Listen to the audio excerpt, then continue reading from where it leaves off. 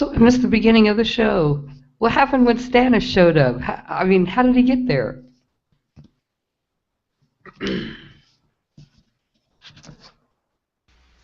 Must have cut a deal with the Iron Bank. Oh yeah, no, I mean, it was just like I tuned in 8 minutes late because of tech problems, and he was just there. And they were talking to Mance Raider, and I don't know what happened before that. Yeah, I missed the first few minutes when I came in. They were working on the mountain. The mountain. Oh yeah, I also missed that. How? So why were he and Brienne fighting? Uh, I'm not exactly sure. I don't think it was. Well, maybe because he kind of became a little bit protective of Arya eventually. But you're referring to the Hound, right? Yeah, I mean, so they found out that Aunt Lisa was dead, so they just turned around and left. They didn't ask if anybody else was there so that Arya could. Yeah, I Yeah, mean, like Sansa, she's the maybe. woman sneeze. Seems like, huh? Yeah, like Sansa, exactly. Of course, nobody knew it was Sansa supposedly, so no one would have told. Oh, by the way, your sister's here, or at Yeah, but least you you. think they would have said, "Oh wow, come on inside, stay the night, hang out and attend the funeral, whatever." Yeah, she told him that she was Arya Stark and that they would have known that she was related to um, what's her name, her aunt. Lysa. Right. Yeah, Yeah, Aunt that Lysa. kind of seems strange. The other thing that was strange was how Tyrion could wander about the castle to kill Shay and his father with and didn't see any guards or anything. Oh yeah, see the stream. I was watching this horrible free stream that so it kept going in and out and stuff. And I saw Tyrion escape, and then he was murdering Shay. I didn't see anything in between there, but it seemed like Varys and nobody seemed to be terribly surprised that he went to his father's room and killed him. Like you would think that if they were busting him out of the dungeon, they'd just take him straight onto the boat and get him on out of town, right? Yeah, well, Jamie seemed to like leave him, just before he found Varys, and apparently he went some other way before he went there. But Varys was still hanging out waiting for him. That should have taken a while to go and kill two people. Yeah, and I think I would have. so and I he, think I would have bugged out thinking that something happened. I'm not waiting around. yeah, yeah. So I found that kind of mysterious, but also did Tyrion say anything to Shay before he killed her? I mean, Um, like I said, I know he said he was sorry after, but like I said, I just had this break in the stream, and all of a sudden he's there killing her. And I didn't get any pretext for that. um, Was she advanced, old man? yeah, she was bedding down Tywin, calling him her lion, and when when Oh, Tyrion heard that, he just like he went after her. yeah. Oh, I gotta get a downloaded version or something and watch that. So you don't have HBO then? So Okay. Shauna, you don't have No, HBO? no, Oh, no, I don't have HBO, so I've been kind of winging getting hold of the episodes, with a little help here and there from a very kind friend that shall go unnamed. So, yeah. Reuven said that the fight between Brienne and the Hound was not in the book. Uh, can you see the chat, oh really? Shauna? Yeah. Can you see the chat window? Because because Yeah, a Reuven little bit. doesn't. It looks like Ruben He has never his does audio. microphone muted. Yeah, he never does audio or video. So if to interact with Yeah, Reuven, oh, really? you gotta do the Oh, chat. oh, I can't see the chat. Okay, where is it? How do I get that on? Can you see the buttons along the Oh, left side, the top one is a blue. okay, now I see it.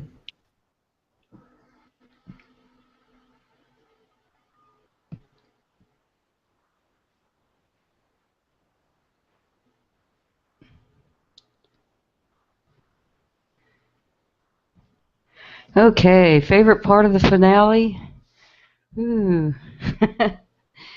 Let me see. Oh, it would have to be Arya going to Bravos. I mean, I knew that was inevitable, but I was really happy when I saw that it was really going to take place right now. Like the next season, I guess I'll open up with her and Bravos. Yeah, yeah. I haven't read the book, so I don't know even what to expect now. I know they departed from the book in some ways, but they have to keep coming back to it at certain points. So, you know, I think Reuven has read the books. Yeah, and actually, I bought the books myself. They have the whole 5 book bundle for $20 on Kindle, and that was just too good to pass up. Oh, that was pretty good.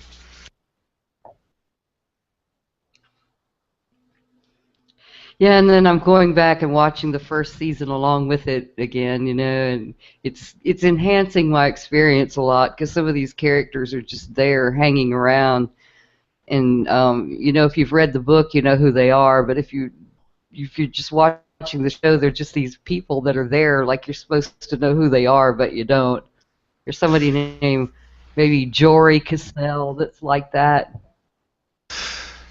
I'm lousy with names for real people, so I get lost a lot. And, it doesn't even help to watch the stuff over because, yeah, I'll spot some things the second time around or so, but I'm still, fuzzy on things. Oh yeah, the names are terrible. They're made up names, and a lot of them sound the same. You got Tarly, Tully, Tarn, Tarth, Stark, Car Stark. But I watched it enough times that I've kind of started to catch up with it, and also it helps a lot to turn on the closed caption because then the names are spelled out for you. Yeah, I didn't even think of that till recently. My kids really love watching the words on screen, so so they turn it on in my bedroom TV and on the living room TV, and so now it's like I'm just reading. I'm hardly ever actually watching or listening to anything anymore. Yeah, I use the closed caption a lot, even though I can mostly hear what's going on. It's just like I said, the names are all spelled out for you, and it's nice to have the sentence put together for you sometimes in writing because I think my reading comprehension is a lot better than my listening comprehension. Yeah, I make reference to a lot on the internet. So the other day, Reuven and I were chatting on Facebook, and he would type some stuff, and I'm thinking, who the heck is that? So I'd right click on it and search Google. Oh, okay, yeah, because then there'll be a face, a picture, or something, and I could tie a name to a face, and oh, okay, yeah, now that makes more sense. Now I know what's going on.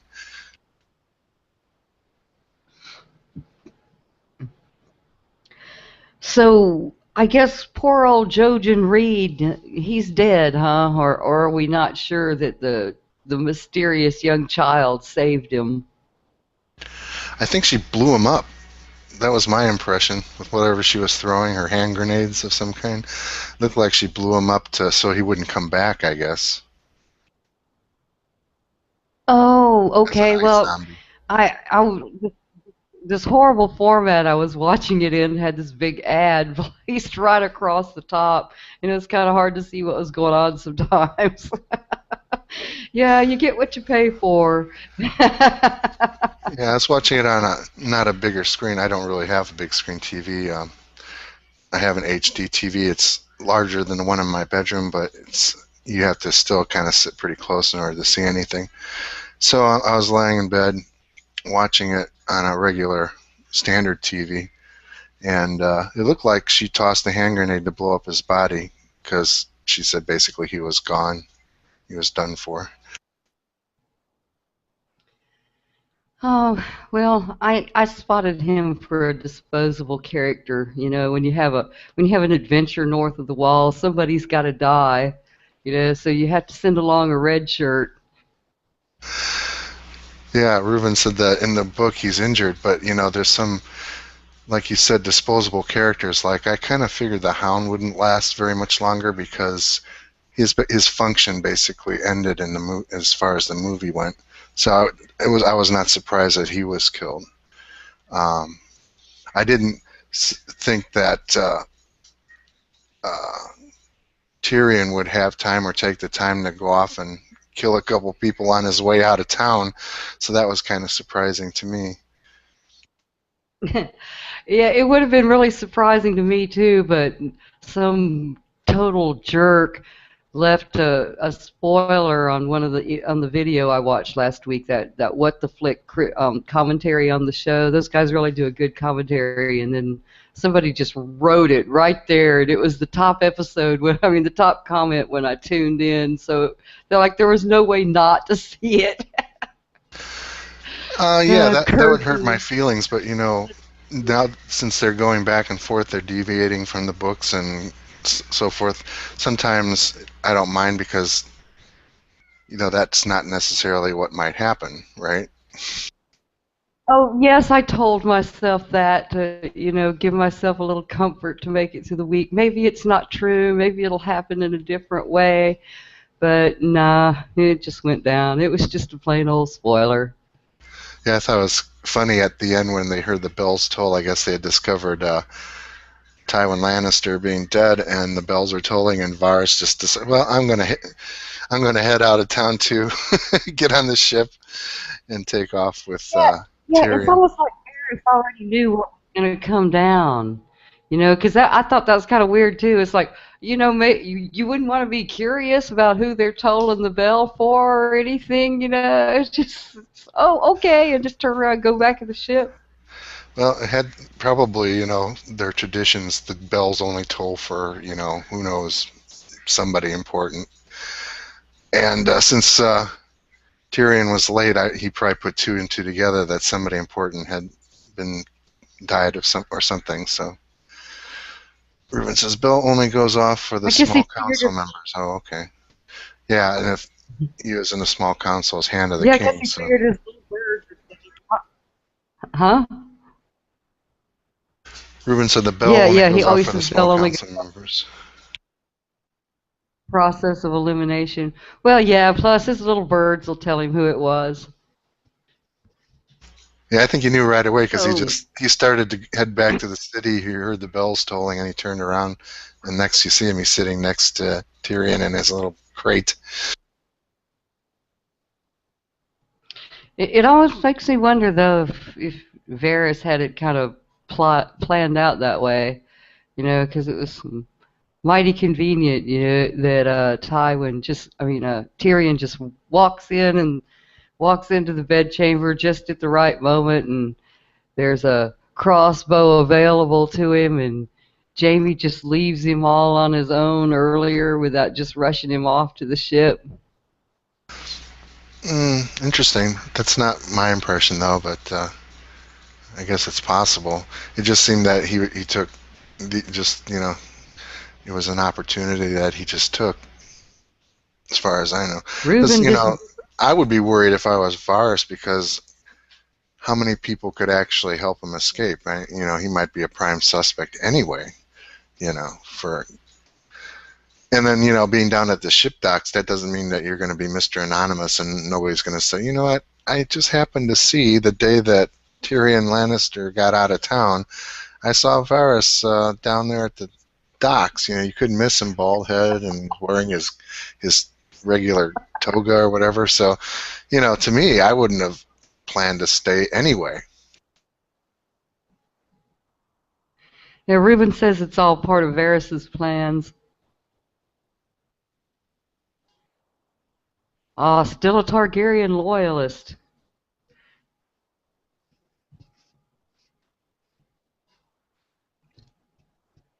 So does Danny know about him?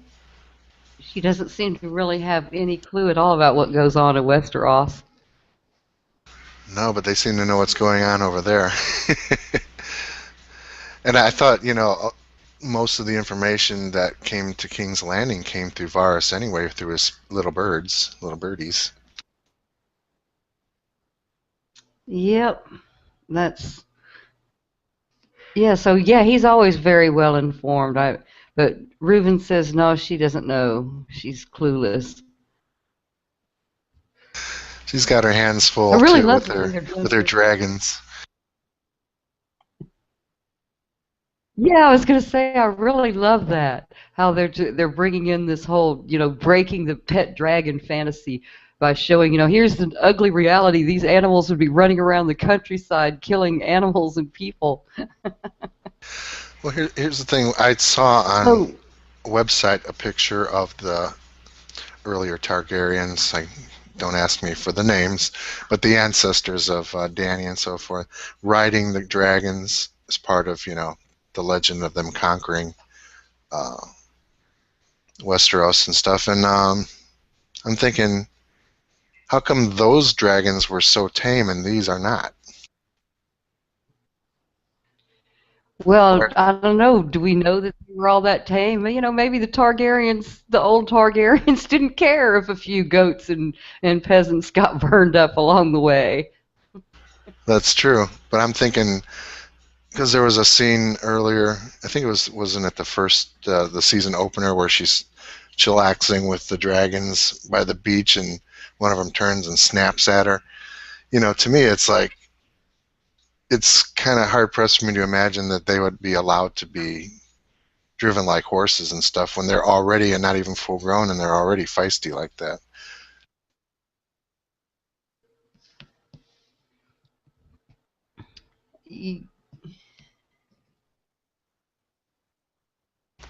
You know what I mean? Yeah, I guess I don't really know that much about how the dragons were in the early days because I haven't read much of the history stuff. So it looks like though she put these dragons in a cage. Is that what happened? Yeah, there's some kind of catacombs underneath the city.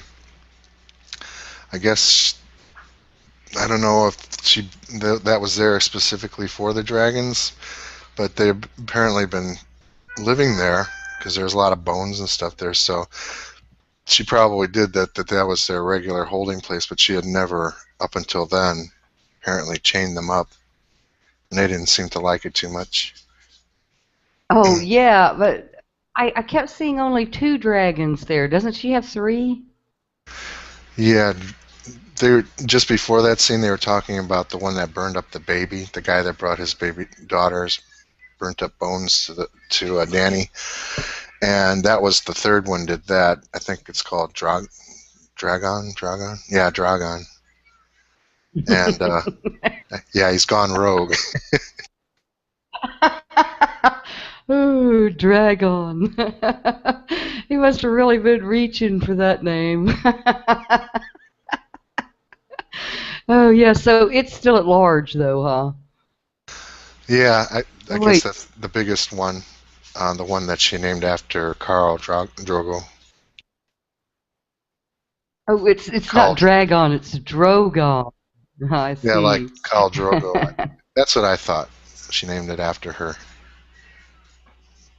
deceased husband. Oh, yeah, how sad. I miss him. So, see, Reuben here tells us that Varus has a shipping network between King's Landing and Pentos, and that's most likely where they will first be. Pentos is the same city where both Jorah and Viserys and Dany ended up when they first came to Essos. Okay, so Reuben's telling us that I guess that it's that Tyrion is going to be headed to Pentos. So instead of being at the Wall, which I predicted, he's going to be down south where the dragons are. Oh, and Well, he also first says that first stop. Aegon and his sister are trained to be riders. Huh? Yeah, I guess that's a lost art, huh?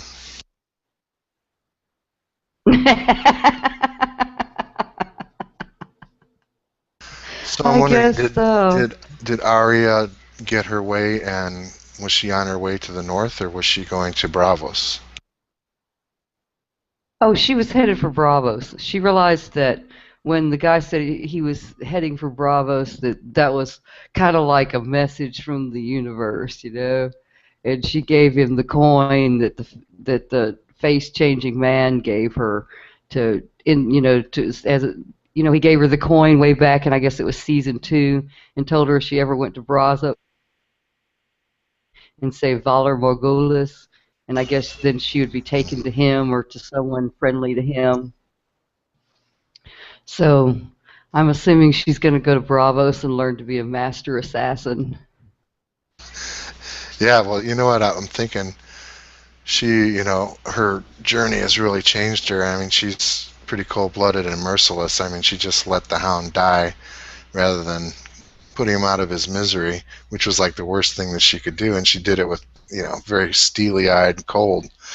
And then if you look at Sansa, she's changed by her adventures, with the Littlefinger, and she's turning into somebody that's a lot more, uh, you know, calculating and Uh, cold because she was complicit in her aunt's murder by not turning in Littlefinger, and but then if you look at the other Starks, the remaining Starks, like Jon Snow, he has a big heart. I mean, he didn't even want to turn in uh, the King of the North, whatever his name was now. See, bad names. He convinced Stannis to take him prisoner instead of, and also, oh, man, you're talking about Mance Raider, the yeah, the Mance king of the Rayder, yeah, wildlings, the king of yeah, walls. Isn't that what he's called?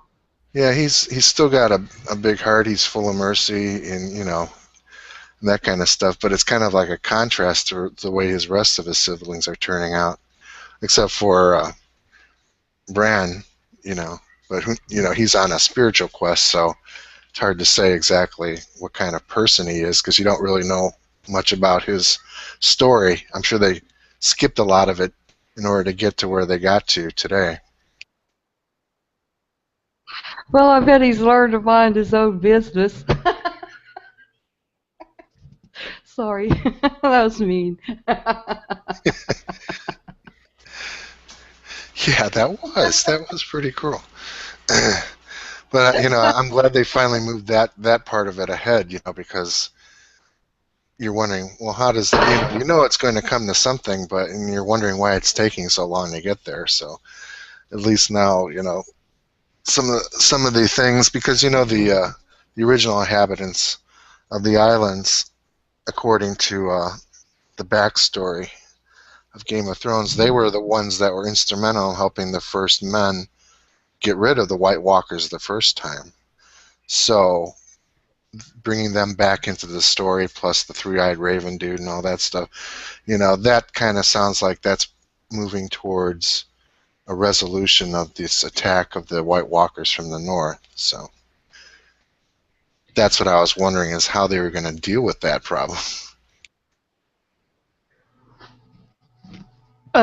You know what? I just dumped a glass of wine all over my desk, and so I kind of lost the thread of what you were saying.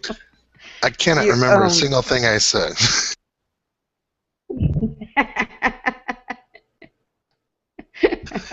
I hope Ruben is doing a yeah. transcript of this. Oh God, I hope not.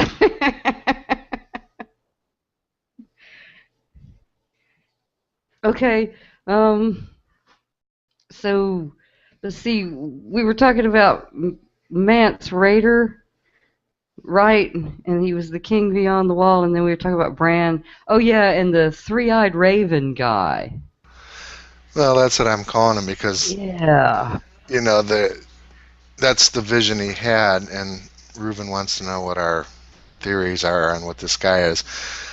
I not enough information, a lack of data from the TV show, and that's what one of the things I was going on about is how long it's taken to get Bran to that point, and how little they've touched on his journey, just barely, you know, really Oh gone through it. yeah. It's like the Sam and Frodo bit in The Lord of the Rings. It's probably necessary in the long run, but it's incredibly tedious along the way. At least, in this episode, they had the big fight with the skeleton. Though, now they found this old man and somebody called the children. And so the old Yeah, man, they were he ancient said that peoples.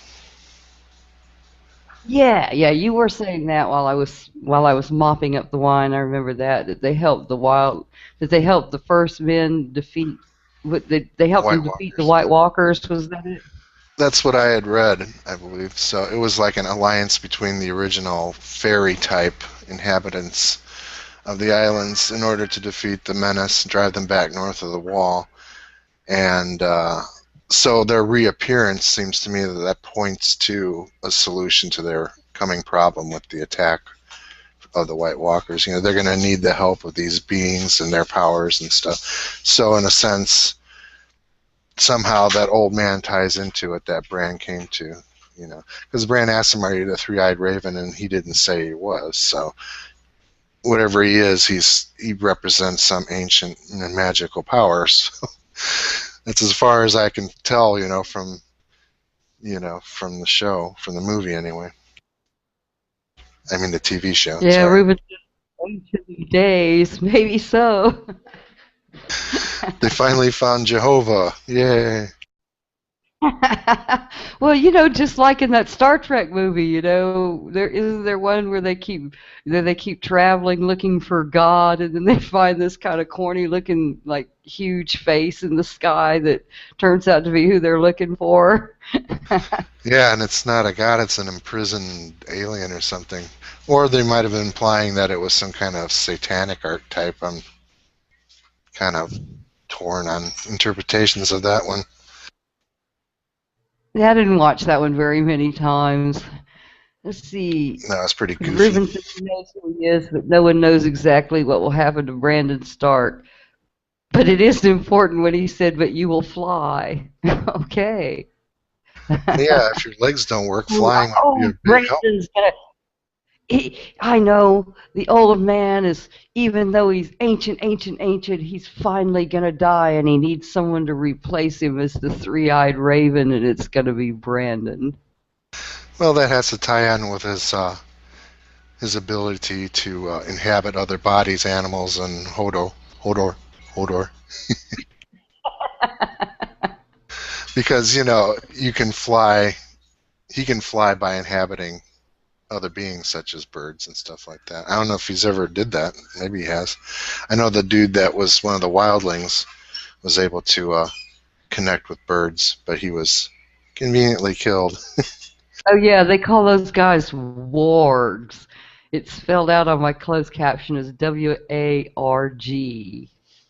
Oh, yeah, but they pronounce it wogs like it's WOG with Yeah, their because they're accent. British.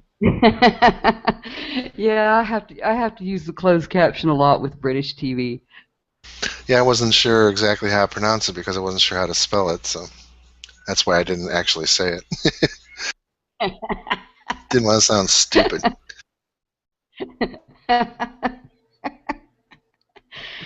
Okay, Ruben says, what if he becomes an ice dragon or a rider of an ice dragon? There isn't officially an ice dragon in the mythos, but it isn't inconceivable. Yeah, I guess it isn't. That would be pretty cool. I'd like to see that. Yeah, but where'd you come up with Ice Dragon, Reuven? Did you just pull that out of your magic bag, or what? Yeah, I was thinking that was kind of interesting, and Is he would it trying to breathe pull a fire? spoiler on us or something?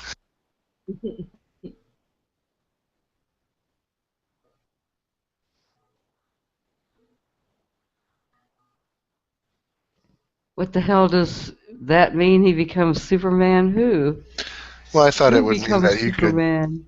you could fly by inhabiting other beings that do fly, dragons, birds, that kind of stuff. Yeah, It'd be that's what I convenient was. because what can kill White Walkers is dragon glass. So it'd be kind of convenient to be able to take over the bodies and minds of a dragon at some point. Yeah, what is dragon glass? I guess it's like I obsidian mean, or it looks. something. Yeah, I was thinking that it was probably like obsidian, But do dragons have anything to do with its production? I guess is what I was wondering. Yes, it is obsidian according to GRRM. Well, you That's never what ask the Ruben author says. anything about their books. They don't know anything.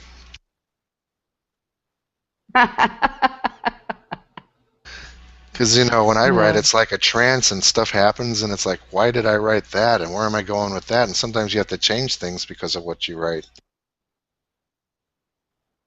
Hmm. Well, there goes the outline. Yeah, I don't know that I've ever had that happen, but I don't write much these days. I should write more. I actually have a really good idea for a novel, but I've tried to start it a few times, but I never seem to get it going. Well, I I have to do some homework pretty soon, but that's what I do a lot of times. Is I don't have time to like write and stuff right now because I'm going to school. Excuse me.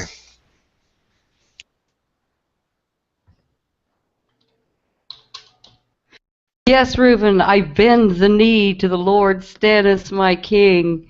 I So don't see is the anybody red else woman a left standing. charlatan? Does anybody think that she's a flat out charlatan? Well, she kind of admits that she's a bit of a trickster because she showed that whole row of chemicals and stuff to um, Stannis's wife, I guess, a couple of episodes ago.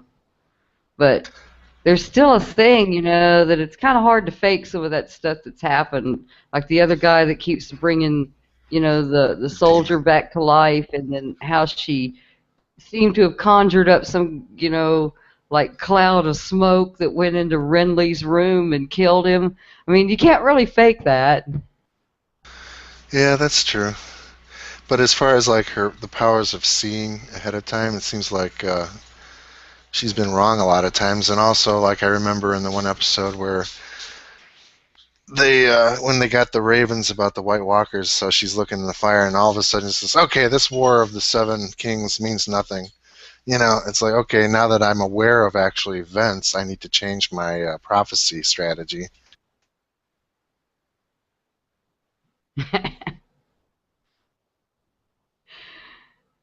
Yeah, the giving birth to a demon. Yeah, that was that seemed pretty authentic. If you're going to validate your powers, unless it was some kind of bizarre hallucination on my part, maybe. Yeah, that's the thing that it actually, you might be able to get some kind of a way to fake something that looks like that, but Renly died.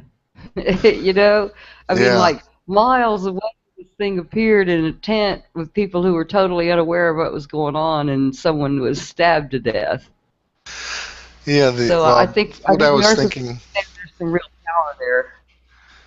Well, sometimes I think along the lines of if you watch a lot of Stanley Kubrick movies, who I'm a big fan of, a lot of these movie directors, they invoke dream sequences and they don't tell you their dreams, and you're thinking you're watching something that's actually happening, and it's not. Oh yeah, that can become very confusing. It can. Yeah, like in, well, I'd say there's a good portion of The Shining that was actually happening in the mind of Jack Nicholson rather than actually happening. So you could even say that because Kubrick was not religious and probably didn't believe in the supernatural, that he was using some kind of these techniques to make it look as though supernatural things were happening, but they were actually just dreams and hallucinations that we were privy to as if they were occurring to us, without telling the audience what was real and what wasn't, for instance. Anyway, I don't think Yeah, it and applies to Game of Thrones, though.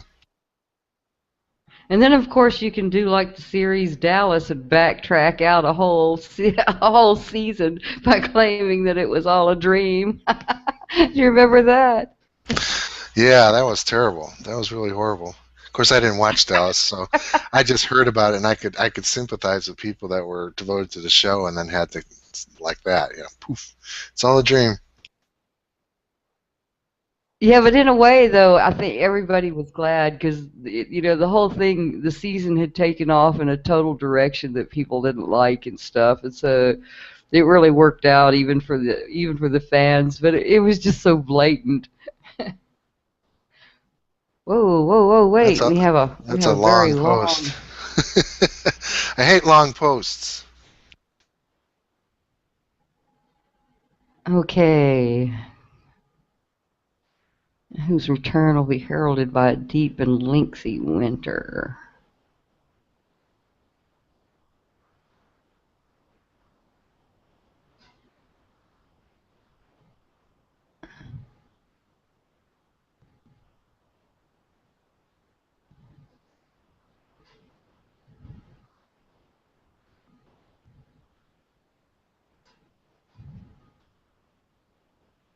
Oh, so cool. They're sort of like Zoroastrians.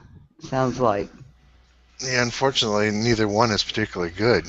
They're just all powerful beings, ruling Yeah. opposites, because the things that the followers of the Lord of Light do, and supposedly at his command, to the enlightened few, not exactly morally.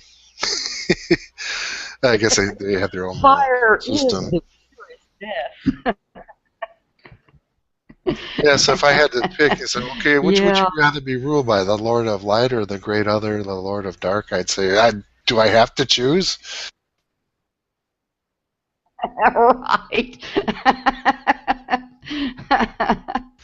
The Seven would be Do I much want more a mellow. I mean, Republican president or yeah, the Seven are very folkish. They've got the Great Mother and all. And it's kind of like your average tribal deities, where Father, Mother, and gods of war and grain and all that good stuff. Good things, happy things.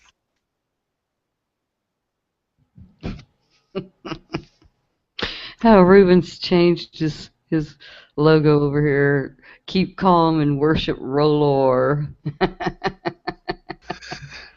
I think that's when you have Yeah, to start I don't getting know. nervous. Darkness and cold. Sounds- Well, I don't like the heat, so I'd probably It says gravitate that towards the cold people, the cold god, because I'm not one very fond of high temperatures. oh, I can deal with the heat. I don't know. I really don't deal well with extremes of either one. I crank up the AC in the summer and I really hate cold weather. Makes my bones Mm. ache. Well, I'm an exception because, well, my wife is like that too. She would rather be 75 all the time.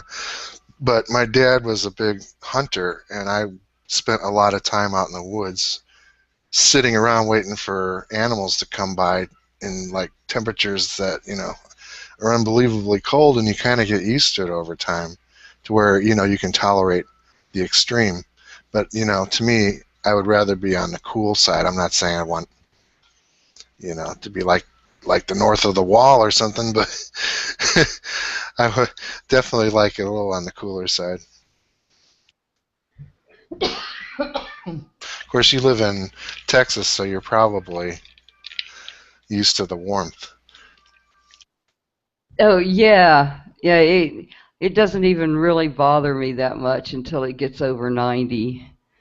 And even then, once it gets over 100, it's you really start to suffer then.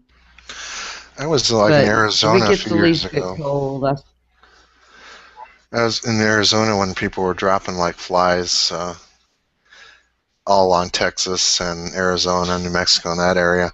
And, it was 120, but to me, that was just as uncomfortable as 90 was here in Illinois because of the humidity, the ridiculous amount of humidity here. It could be 80, 85 and so humid that you're miserable. yeah, humidity makes a lot of difference. It's a really dry heat here, so you Yeah, and I think the feel temperature could go up a lot more with I can stand, a higher temperature in a place like Texas or Arizona than I can. If it was 105 here, you might as well just sit in your chair and not move. But here in the wintertime, it's one of our few rainy periods. So when you get cold, you usually get some rain with it, or it's really humid, and it's very uncomfortable as compared to being up north where it snows, but yet somehow it's like it's just like a more dry cold. I don't know how to explain it other than that. Well, when I was in the Navy, I So trained Ruben, in Meridian, Mississippi, and that was an experience because when it was hot and humid, when you walked out the door, it was like you were physically walking into a fluid. It was so humid. You know, that was the worst humidity I've ever experienced. But you can understand that from a place like Mississippi, you know. yeah, I've spent some time around that part of the South, and it's pretty. I spent a good bit of my childhood in Louisiana, and you want to talk about some moist heat. Okay, so Ruben says, "What do we think about Cersei confessing to being with Jamie?" What's Hmm, the point? Because they ended that up was killing pretty. Tywin anyway. Yeah, it seems like it was a pretty big moment, but the thunder was, it lost its thunder when Tywin died. I'm more interested now in what they're going So, to do about not having any kind of restraint on trying to keep their relationship a secret. Doesn't seem like they're too much concerned anymore. oh, I bet they will be, because Cersei really likes being Queen Mother, and now she's got clear power over Tommen. So my guess is she's gonna boot Jamie back right back out of the bed. Oh, you think so? Because I'm thinking, what was the point of going to Jamie with the news? I mean, you know, certainly she didn't think he was going to help her kill him or something. Or maybe she did. Maybe she just lucked out that Tyrion did it instead. Could be. Maybe she figured, what the heck, they're going to send me off to Highgarden, and my life is going to be over. I might as well go ahead and just jump into the whole thing with Jamie with both feet. But since, with Tywin being dead, that's gonna change the whole deal with Tommen, because now she's going to be the one in charge of Tommen's upbringing. Oh yeah, she's gotten everything she wanted now. One way or the other, she's gotten rid of Tyrion at least for a while. He's out of the picture as far as she's concerned. Unfortunately, not dead. She doesn't have Tywin telling her and going to force her into a marriage. She's got her brother and her lover there. She's got the ear of the future king. He wasn't actually. Was he coronated? Yeah, Oh wasn't he? yeah, yeah, Yeah. Okay. coronation. Yeah. So he's the actual king, and Marjorie is ought to run with her tail between her legs out of there, because Cersei will never. She'll always hate that woman. And Oh, it's I funny don't know because about that. They still need that. Cersei's been planning stuff all along, but it never seemed to work out. Nothing she actually did on purpose seemed to have actually panned out for her. But she does benefit a lot by accidents. Yeah, well, what Tywin said about her, that she's not as smart as she thinks she is pretty much true. Yeah, and I think she's he was lucky though. on with that.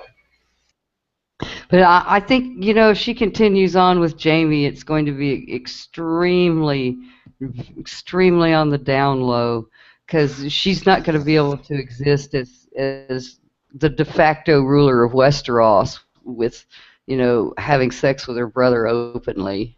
And Well, that's what then she is right now. it'll just be business as usual then, because they could still do whatever they want as long as they keep it on the down low, I suppose. Yeah, but it's really hard for a person and a high profile person like that to keep secrets. Yeah, somebody could tweet the wrong thing. Yeah, well, Little birdies. Serb is the original form of Twitter. Yeah, the little birdies are like Twitter, I suppose. I guess that's the joke.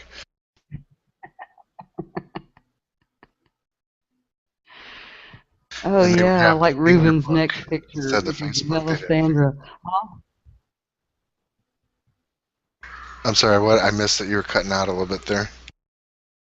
Oh, I said that Ruben's changed his photo again. He's Melisandre now. That's a pretty cool looking picture of Melisandre too. Yeah, I only saw it when I must have missed that one. I see the. Oh, there she is. Okay. Yeah, now she came in on my screen anyway. You know, you can click on these icons. I think like that'll put Reuven's picture right up there. It'll be like Yeah, I his just name will be in blue. Yeah. Or yeah, I did that. click I on see me. how that That's works. and then you just click off of it, and then it goes off. Yeah, I wasn't able to make it go off, but that doesn't matter. That doesn't matter. Those were some pretty cool looking books. Oh, were you the one that's flashing all those books Yeah, on that's the me. screen early? Yeah. Yeah, and Yeah, that way you there's don't some have pretty to look at cool my. reading. Although I'm wearing a Dr. Price's The Human Bible T-shirt. Yeah, I don't have a camera hooked up, so I just became Cersei for the night with more wine. Yeah. Yeah, Is that backwards or probably not forwards? But wine. yeah, it should be the Human Bible there. There you go. See what happened is the washing machine has been tearing up all our clothes because there's some kind of um, rubber gasket that tore or something, and apparently the clothes are getting hooked on it. And it's a front loader, so everything gets spun around like sausages, wrung out. So they're catching on something and they're tearing as they're being twisted. So a lot of my wife's clothes, Oh, it's heartbreaking. yeah, my clothes are getting like this. So I'm gonna have to call a repair guy, have him come out. It's not even a year old yet. Oh, that sucks. I'm wearing my Yeah. vote for Tyrion Lannister shirt. Well, this is the only shirt that this is. CFI sent all the shirts they had left from the Human Bible in a box, and this is the only 3X. So I can't wear it. Well, I can wear a 2X, but it's kind of tight. But this is the only 3X. So and now it's ruined. You know, I'm not gonna sit around and try to sew that. Jeez, maybe patch it. But just take the sleeves off. Just be punk rock about it and take the sleeves off. I do that to most of my T-shirts anyway. Good idea. I think I will.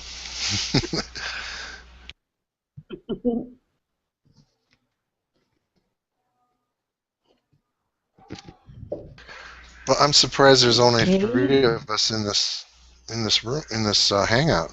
I thought there'd be like 30 people. Yeah, I would have expected some more people to show up too. Talk about the whole. It was because it was a Yeah, pretty exciting episode. yeah. Chatted with Ruben earlier, and I liked it better than the season 3 finale, Misa, where it ended with Oh all yeah, the people calling her mother. Yeah, yeah. I actually liked yeah. this one better. It was like white fantasy, you know, with all the little brown people dancing around her, going Misa, Misa. Yeah. Well, you got dragons overhead. You want to do the right thing. Yeah, it's kind of funny how she's all self-righteous about the slavers owning slaves. Meanwhile, she doesn't seem to notice that she's got thousands of people who obey her every command, following her around. Yeah. Well, she'll justify it. It's voluntary. You know. Just like, and I think that was like the metaphor of how she rules is when the old guy was in the hall telling her about how he used to have a livelihood and a place to stay when he was a slave. Now he's off living in the alleyways or something like that. And then she asks, okay, well, you can basically sign a contract, to be basically go back to being a slave again, in all but name. So, it's. I think she's starting to realize that the socioeconomic conditions of this medieval period we live in kind of excludes any kind of democratic system of organization. I mean, you're pretty much stuck with feudal society, and not much else. Yeah, well said. Because even, ancient democracy of Greece was actually founded and based on slavery. They couldn't sit around and read scrolls and talk philosophy if they weren't waited on hand and foot and had their needs provided for them.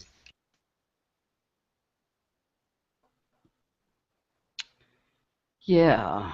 Well, and it was like it seems like it was more like slavery under Rome than slavery like in the deep South where everybody was either, house servants or worked out of the fields. These are people that might actually be professionals that were just basically in the, employ of a very rich person. Like this guy, he Yeah. was the tutor, Hmm. and there were positions that were slaves. Oh, I see. Ruben has another post here. It says in book one of the Politics, Aristotle addresses questions.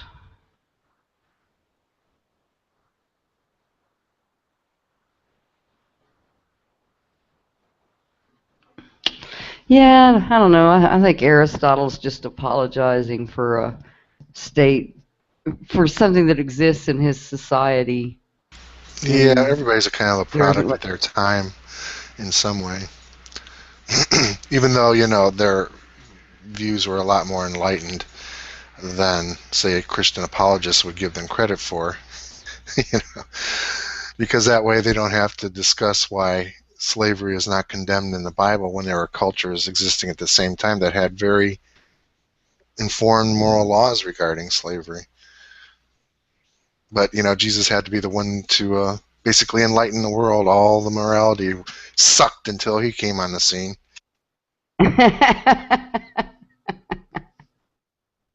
what a guy. I need a cigarette break, so I'm going to take a shorty. Yeah, me too. I want to go refill my wine glass.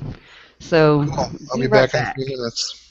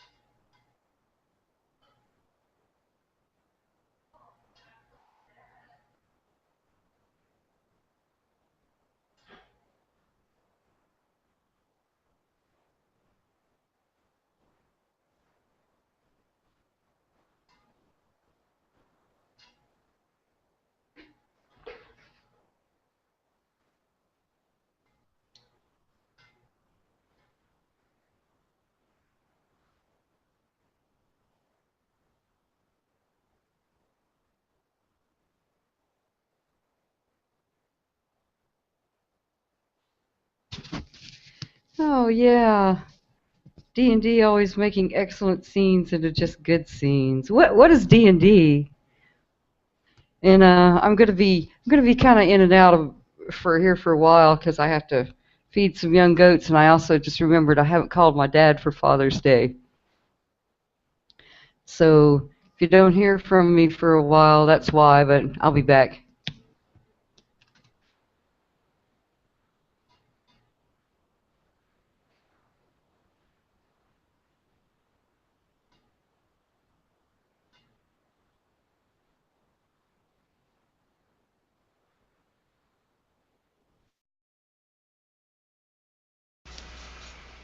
Ruben, you're saying that there was something in the book that they didn't do in the TV show?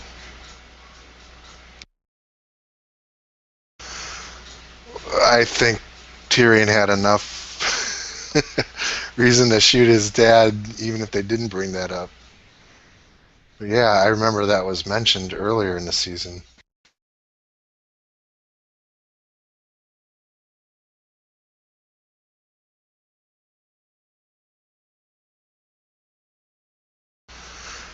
Really, I didn't think Tyrion was hesitant. I thought he was going to kill him no matter what, one way or the other. Just when he mentioned, and I thought he was talking about Shay being the whore,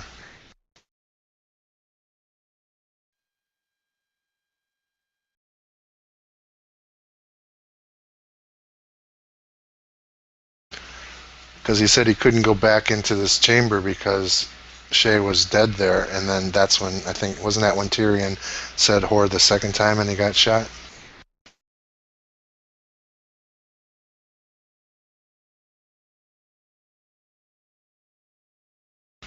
Yeah, they really downplayed the earlier relationship with Tisha. It's if you're just watching the show, you really don't know much about that other than that it happened. I think he was telling. No, I can't remember who he was telling the story of his relationship with. It wasn't too long ago either, but me memory not so good.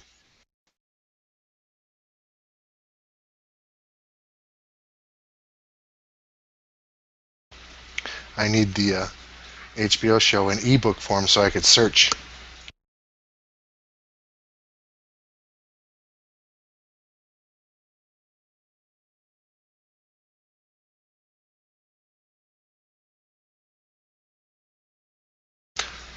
So you question. Did you read the books long before the series was developed, or was the series got you interested in reading the books? Oh, okay, yeah. Well, I knew they were going to deviate from the books, so I didn't want to read the books and then be disappointed or confused or whatever by the show. So I was just going to let the show run, and then maybe after it was over to get around to reading the books. Mainly because I don't really am not a big fan of reading sword and sorcery type books. I'm more of a hard science fiction kind of guy. So I may never read the books. I tried to read Lord of the Rings, didn't really make it too far. Tried to read The Hobbit, didn't care for it. Tried to read other stuff. Not a big Star Wars fan either because that's too much to me.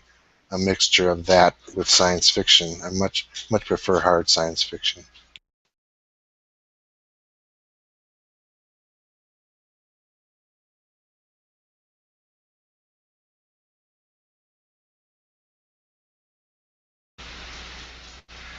Yeah, I did read one of C.S. Lewis's science fiction books. Uh, it might have been the one when he went to Mars, Malacandra. I think it's been that was in high school. That's quite some time ago. I don't recall.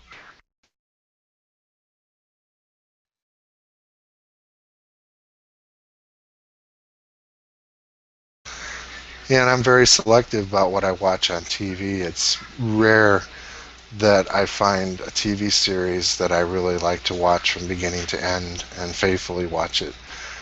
The last one that I actually was a big fan of and watched it every week and waited for it between seasons impatiently was Battlestar Galactica, the the Image to Reimagine series.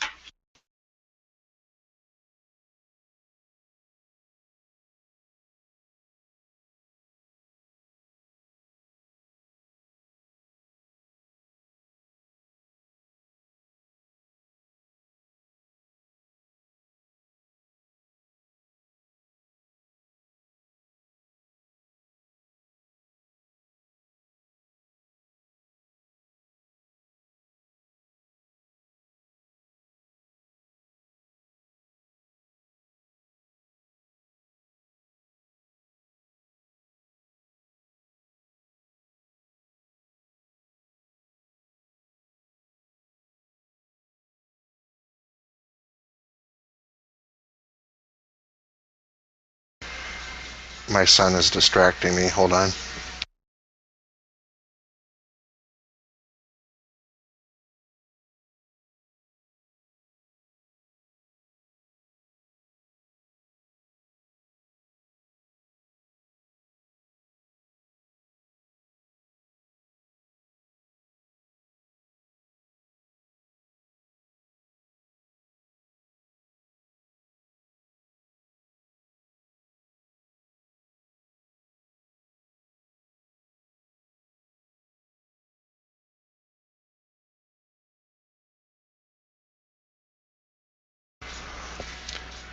I don't know what's on the TV in the other room, but it sounds like the Game of Thrones theme. Yep, it is. With words.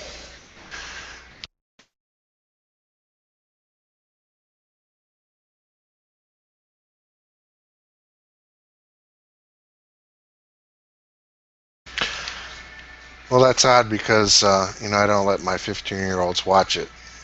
So they were watching something else. I don't know what they were watching. So I don't know how it got switched. Maybe because I had it set on record, maybe. Yeah, that's maybe why. If they're recording a show and I'm recording a show and there's a conflict, since we only have one box, it has to actually switch over physically to one or the other recordings. Otherwise, it won't record both of them. You can't watch then a third channel.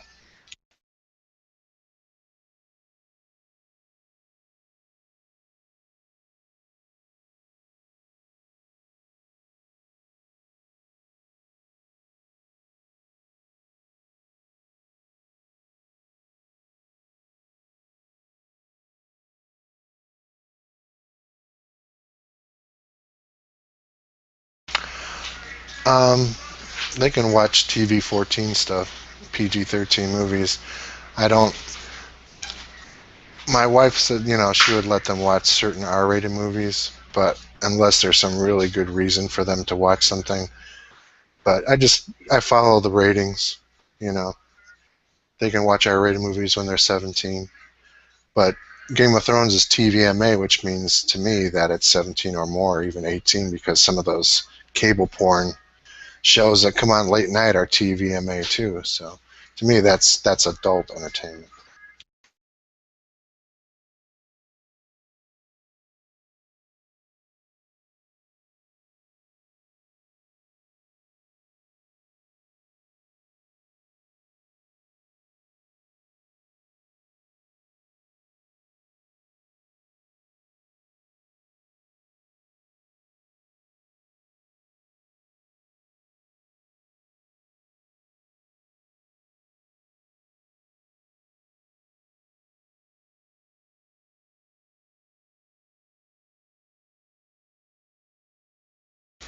And that's why I'm so messed up, is because I watched age inappropriate stuff. I read forbidden books when I was too young, and that's why I'm all messed up now and not a good Christian.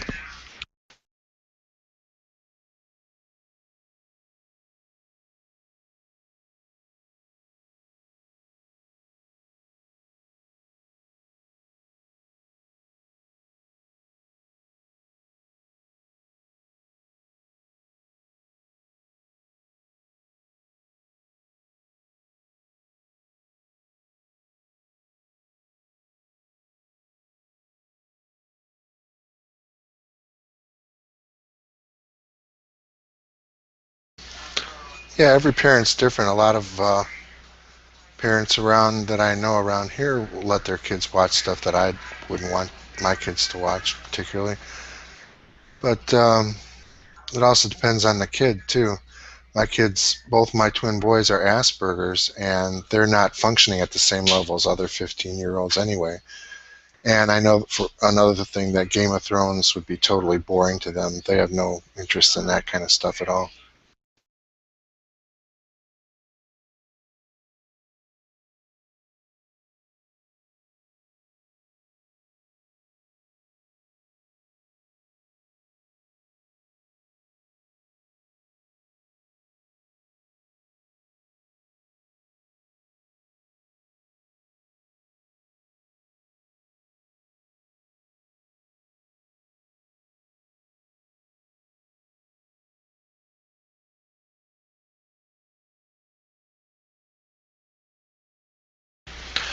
Yeah, there were some movies rated PG-13 that has some brief nudity or something.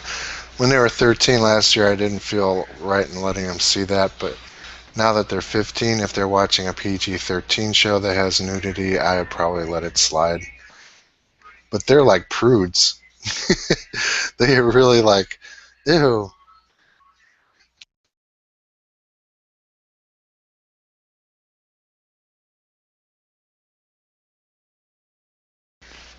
Yeah, and I don't want them to, because they're going to be with kids that know a lot more than them, and I will often inform them of things, let them know so that they don't sound, like total dweebs around other kids. So I try to, inform them of the seedier sides of life as time goes on.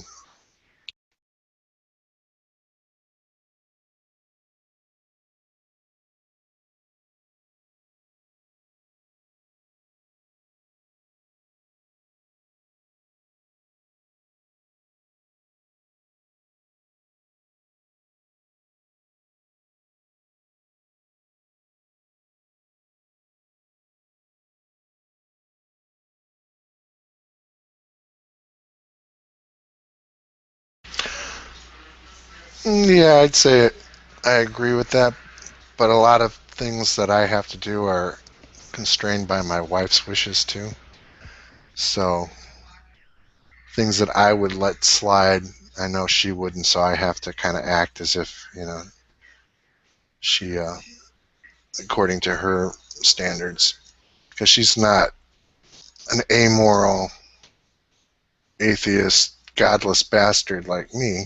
You know, at the most, she might be agnostic, but we don't always have the same views on things.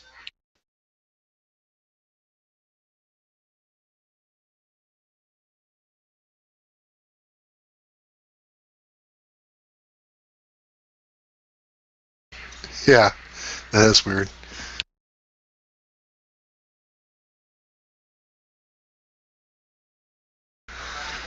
But yeah, the operative word is puritanical because they are raised on mass murder and genocide of the Bible, and and their views on sexuality were repressed. So a lot of that culture has been inherited over the years, I think, and still influence society in this country today.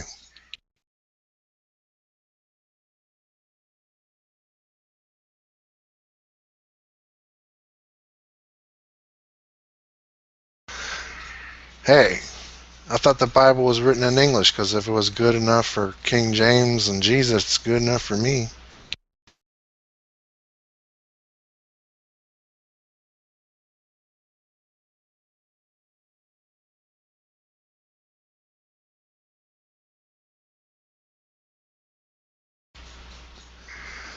Yeah, she's probably working on that spilled wine deal.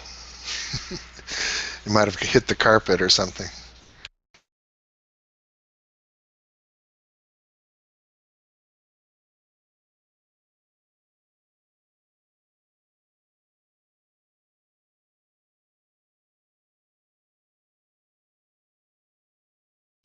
I think I'm going to go over.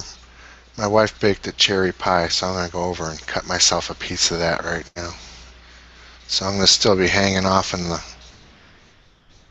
in the balcony for a little bit.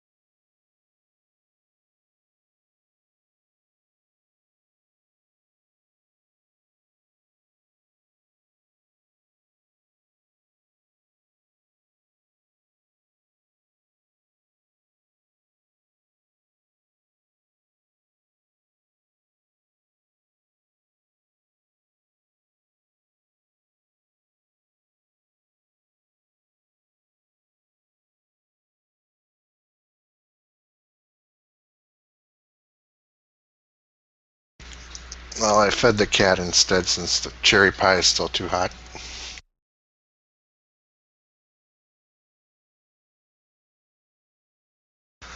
Are you referring to Doug Blinkhorn?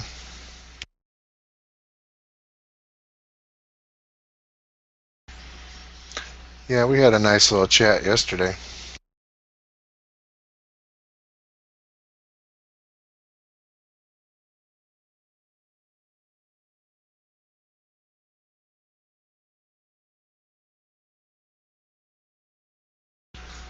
Yeah, we did. We talked a lot about Bible geekery for a change, which, it's the only thing I'm interested in now anyway. Like I tuned in to the eugenics thing, and I was listening to that for a while, but it wasn't interesting from my point of view, so I bowed out. But I did enjoy talking about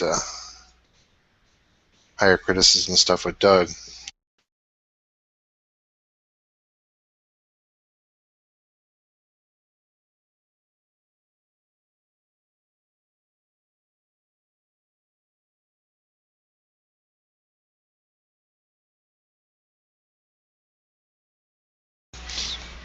Yeah, we didn't really talk about mythicism per se. A lot of a lot about Dr. Price, and there was another guy, Green Soul Islam or something like that was in it. And we spent a lot of time talking about Dr. Price to him to see if he was interested in maybe listening to the show or something like that. Yeah, Green Soul Sufi. Yeah, he was a nice guy.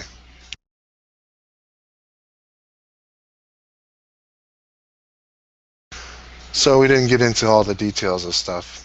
Maybe some other time we'll get into it.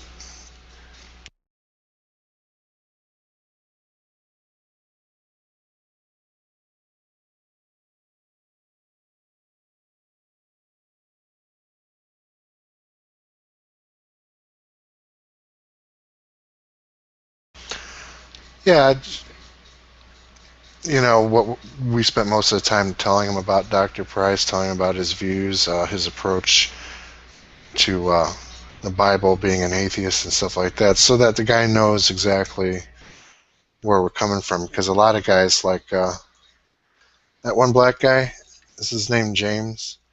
He was asking me a lot of questions once, and it seemed to me like the questions were, in a way, trying to feel out whether I was some kind of village atheist or something.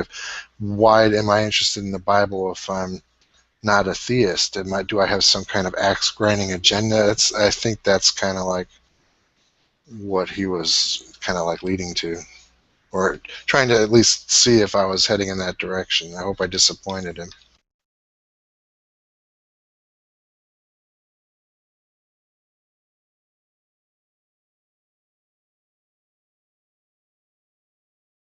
Well, he seems to be. Isn't he a Christian?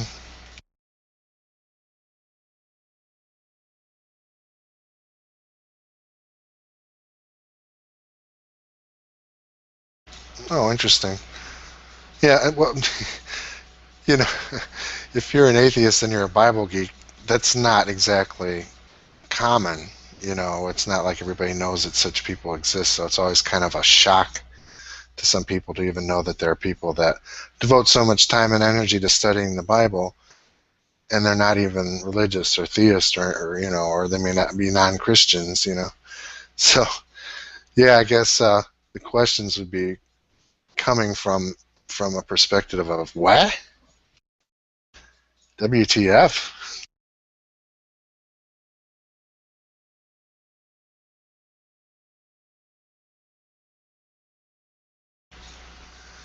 Oh, that's good. And here I thought Hangouts were a total waste of time.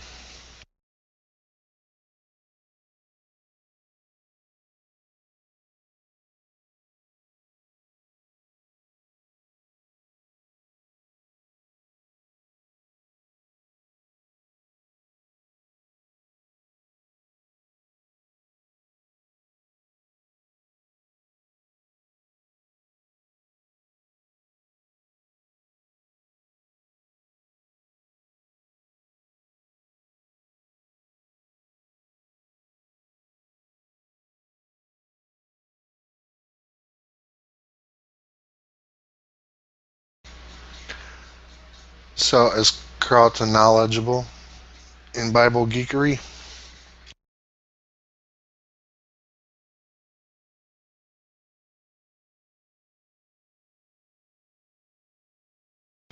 Or at least interested enough?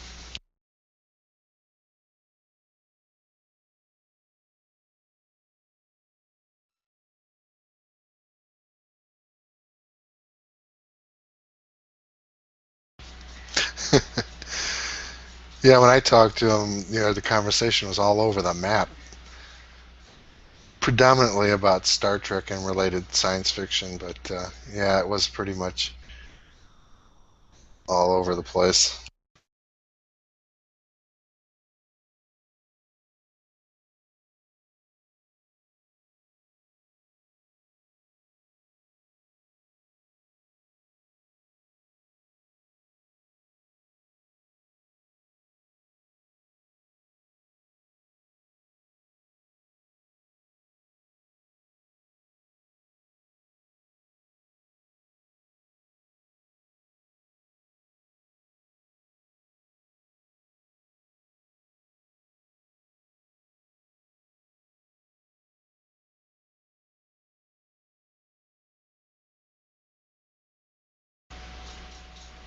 Do you think that that's kind of a common view? I know there's a lot of hardcore Christians out there in cyberland, but it seems like maybe it's because of where you're coming from or where I'm coming from or whatever, that the people that I seem to be exposed to are not exactly hardline rank and file people. They're kind of like people that might listen to Dr. Price and still be a Christian or a believer, but still be liberal or transitioning or something like that.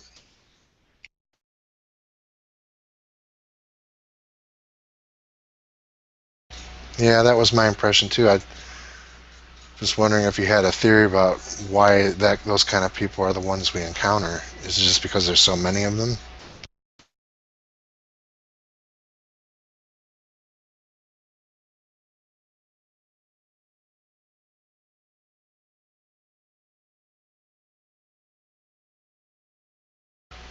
Yeah, I would say so too.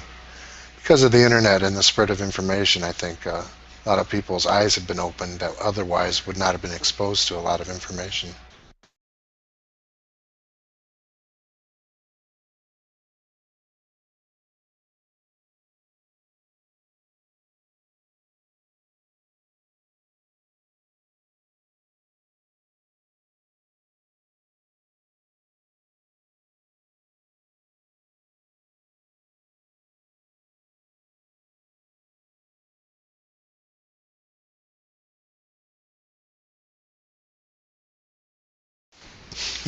Ammonites. They're in the Bible, aren't they?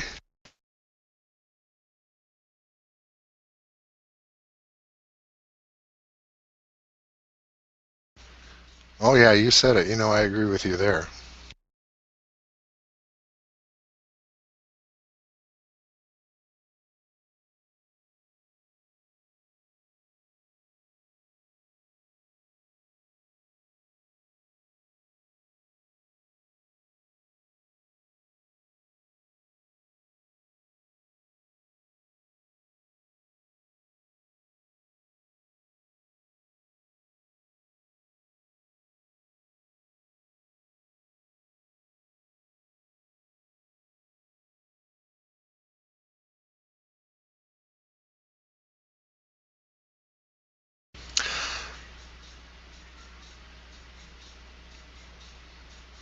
Yeah, I was responding to something on Facebook one long time ago, a couple of years ago or so, and by coincidence, Jordan Day was also friends with the same person, so he started commenting on what I was saying, and then I invited him to come into the Bible Geek group, which he eventually did.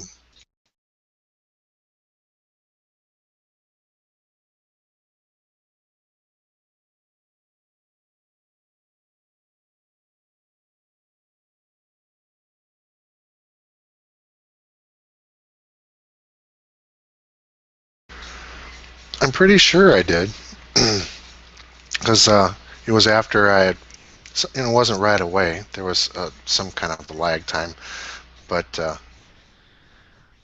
I'm sure I made him aware of it because of the topics that we were discussing was something about the beginning of the Gospel of Luke or something. It was some guy's post on his Facebook wall uh, for something, for some reason, and so I'm sure I had told him about the group, but maybe somebody else was the impetus for him to actually join. I'm not sure.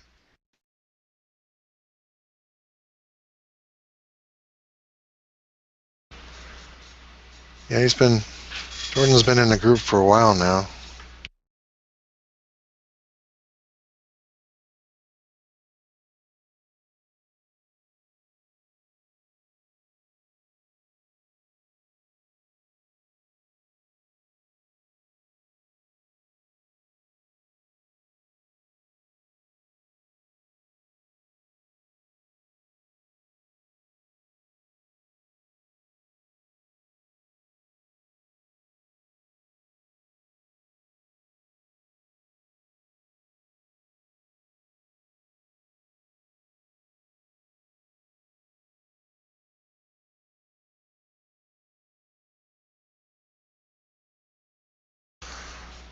Yeah, because according to Facebook,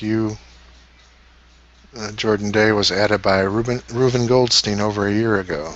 So you actually requested him into the group or something, but yeah, he was already familiar with one way or the other. I don't know who was first, but he became aware of it somehow. I thought it was through me, but I could be mistaken.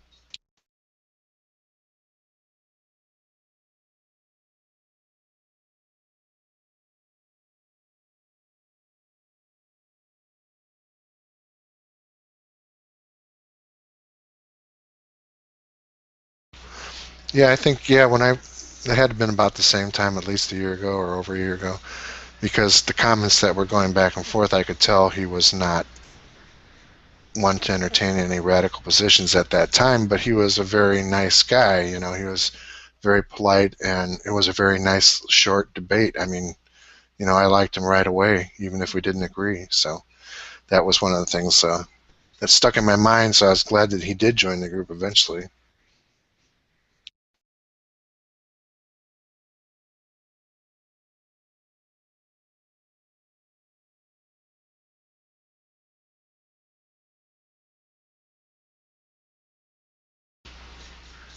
Yeah, small world on Facebook.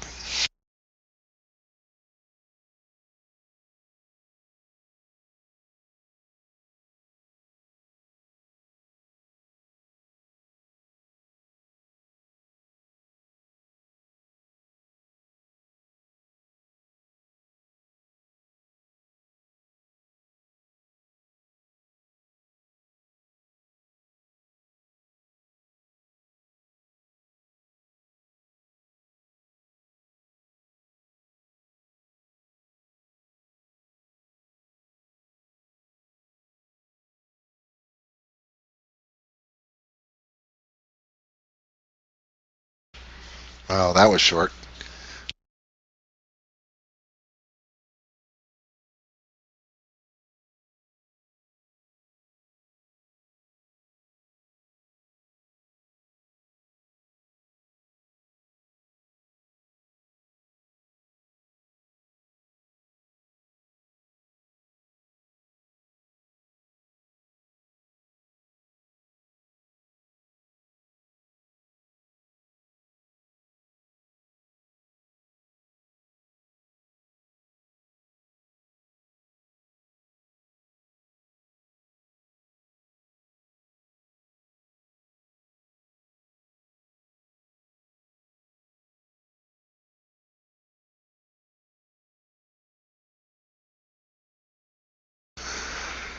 Yeah, that's probably about the same time I did that weird video where I took part of Pink Floyd's The Wall, and then there's me sitting in the bathroom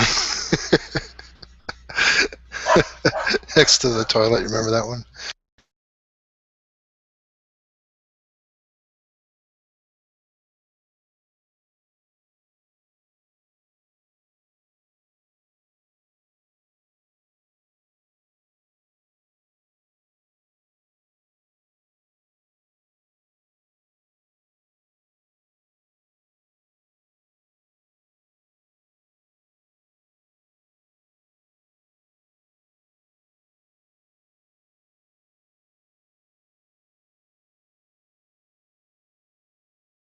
Stupid dog.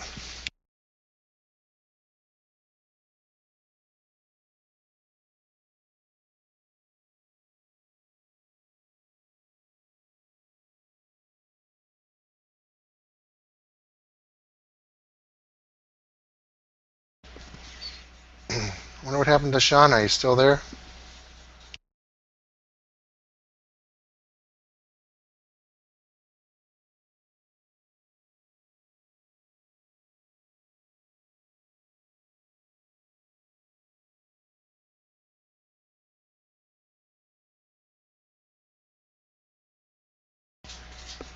Bummer.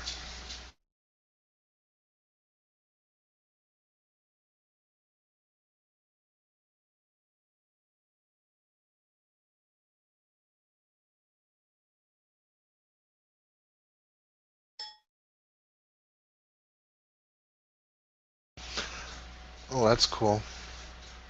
If I talked to my dad on the phone, I would be haunted because he's been dead since '96.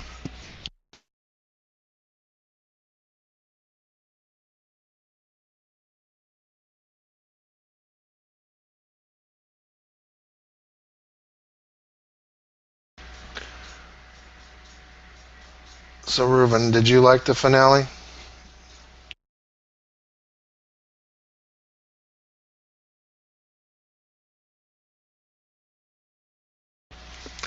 Yeah, I was pretty impressed. I really enjoyed it. Like I said, I enjoyed it a lot better than last season's finale.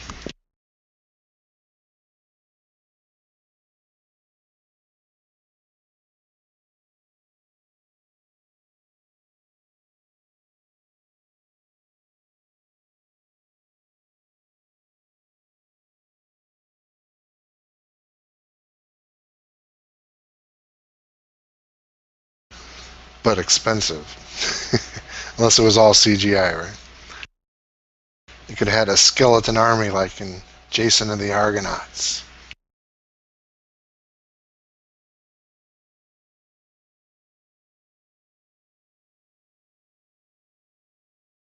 which was what that scene reminded me of when Bran was almost to the white tree. Which is interesting because the bottom half of the tree is frozen, and the top half of it looks like it's in the spring, full of foliage and nice and brightly lit. Thought it was an interesting dichotomy there.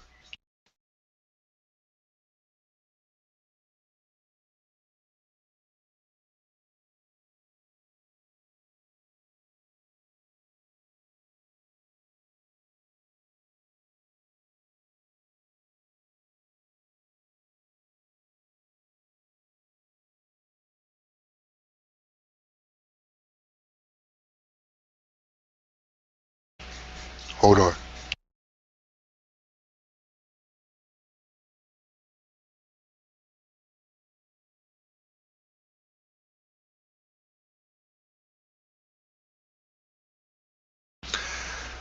The other thing I was curious about is they're in some kind of cave. How close are they to the actual tree? Are they underneath it, or they're not quite that far yet, or exactly where are they geographically?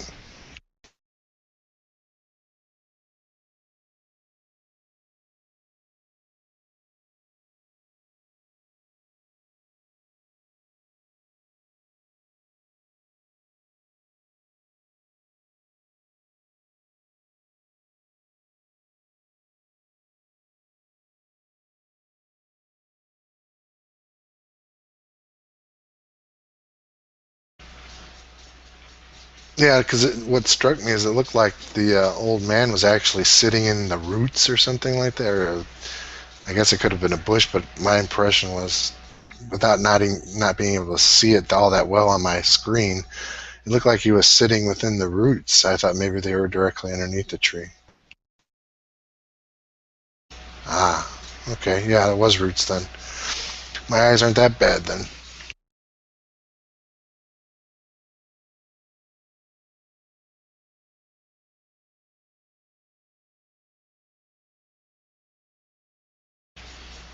Yeah, I hope they go more into that character. Um, those kind of parts interest me. The magical parts, not the actual questing and stuff like that, and sword play and that. But I do enjoy things like origin stories. That's why one of the things was when I was reading about Game of Thrones on the wikis and so forth. I'm looking at, okay, what's the history?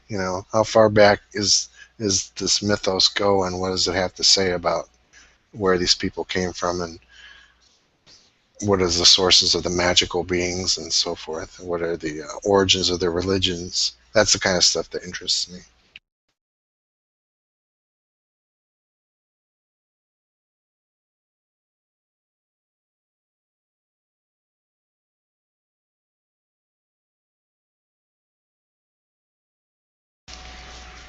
Is that fan art or is that actual book art?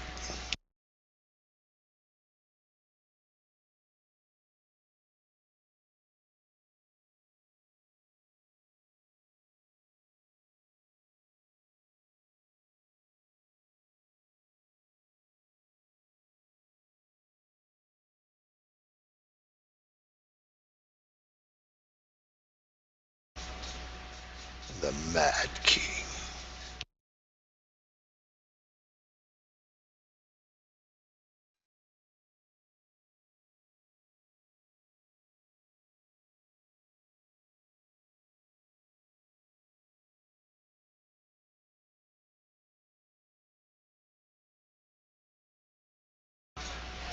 Yeah, I wonder how much of that insanity is going to run in the blood. Because sometimes I think Danny looks half insane.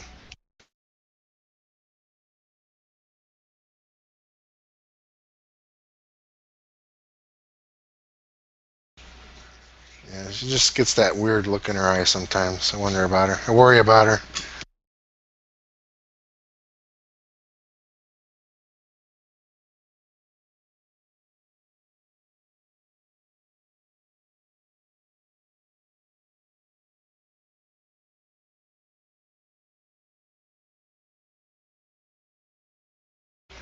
Well, I was gonna go till 11, at least for now. Do my homework. If I still feel up to getting on, I could check back later and see if there's anything happening. The minute I get off, there'll be like 900 people coming. So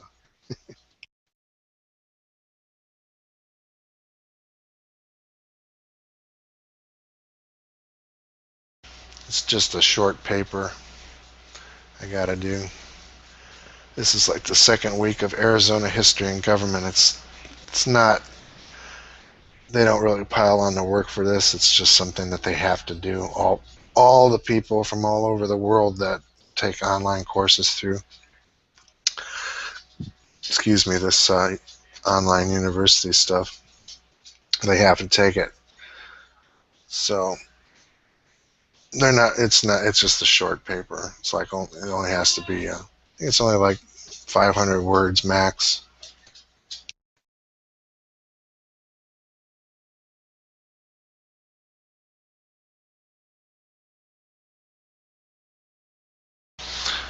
What's the other hangout?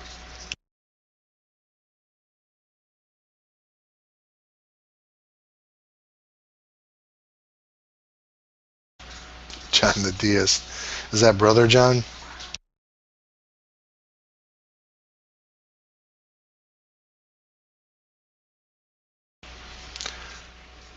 Yeah, I've seen him in hangouts. I have not heard a lot by him. He sounds like a nice guy though, from what little I've heard.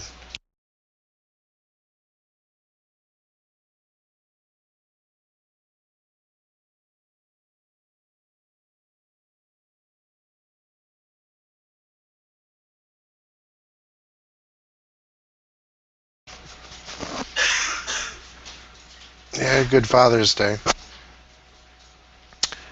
My wife made breakfast and dinner, and I got a really cool new pan for cooking in because I do like 99% of the cooking. So I got one of my large baking pans developed a hole in the metal because it was my parents that they gave to me, so it's quite old. And I got a replacement for Father's Day.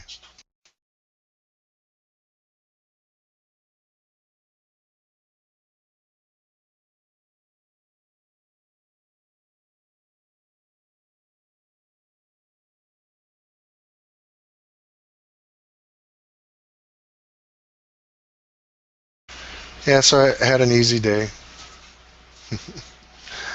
Didn't mow the lawn, didn't take out the garbage.